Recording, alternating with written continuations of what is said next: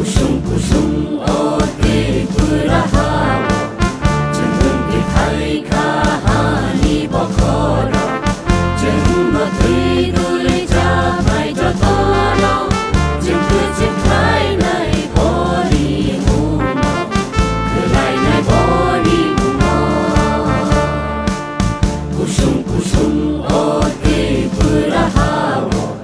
Jangan dikai kahani bokoro Matui duli jabai jotolo Jangan cintai nai bori muno Kelai nai bori muno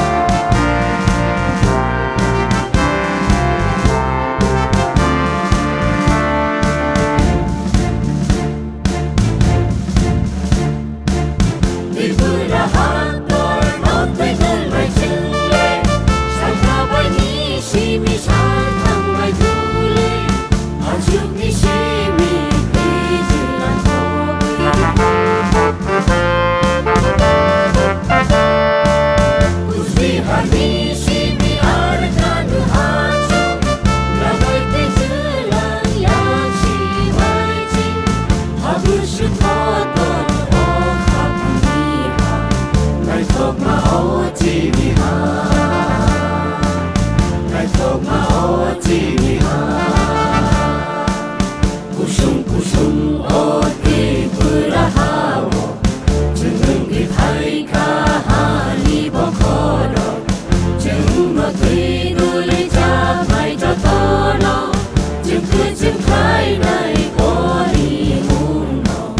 Kelai nai bori muno